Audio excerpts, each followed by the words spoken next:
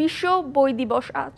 ১৯৯৫ সালে পাঠ প্রকাশনা এবং কপিরাইটিংয়ের প্রচারে জাতিসংঘের শিক্ষা, বৈজ্ঞানিক ও সাংস্কৃতিক সংস্থা এমন একটি দিবস পালন করার সিদ্ধান্ত নেয়। এরপর ২৩শে এপ্রিলকে বিশ্ব বই ও কপিরাইট দিবস হিসেবে উদযাপনের ঘোষণা দেয় ইউনেস্কো। বই দিবসের লক্ষ্য বই পড়ার অভ্যাস গড়ে তোলা, বইয়ের কপিরাইট সংরক্ষণ এবং বইয়ের গুরুত্ব সম্পর্কে মানুষকে আরও সচেতন করে তোলা। তরুণ লেখকদের মতে অন্তর্জালার আকাশ সংস্কৃতির এই যুগে বই পড়ার আনন্দ থেকে অনেকটাই দূরে সরে যাচ্ছে নতুন প্রজন্ম। ইতিহাস, ঐতিহ্য ও নিজস্ব সংস্কৃতি সম্পর্কে জানতে হলে বইয়ের বিকল্প নেই বলেও মন্তব্য করেন তারা।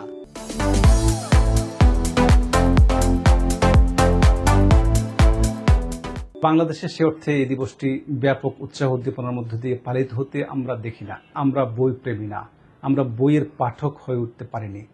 এই পাঠক না হয়ে ওঠার মধ্য দিয়ে আমরা জাতি হিসাবে অনেকটা পিছিয়ে আছি, শিল্পে, সাহিত্যে, জ্ঞান বিজ্ঞানে, সর্বদিক থেকেই। বাংলা ভাষা ও সাহিত্যের শিক্ষকরা বলছেন, শিশু কিশোরদের মধ্যে মোবাইল ফোন ও সামাজিক যোগাযোগ মাধ্যমের প্রতি আসক্তি বাড়ছে আশঙ্কাজনক হারে। তবে এর মধ্যেই সৃষ্টি হচ্ছে নতুন পাঠকও।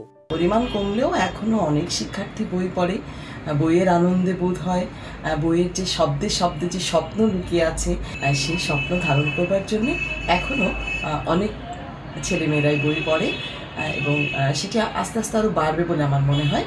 অন্যদিকে প্রকাশকরা বলছেন, এখনো রয়েছে মানসম্মত লেখার চাহিদা। ভালো বইয়ের কদর চিরকালীন বলেও জানান তারা।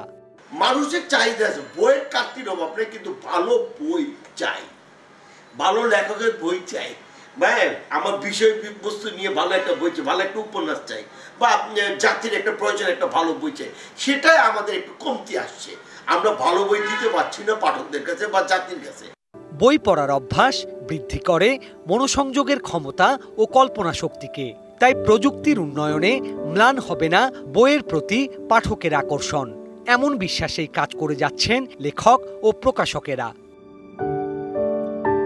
Sourav Bappa, DBC news, Dhaka.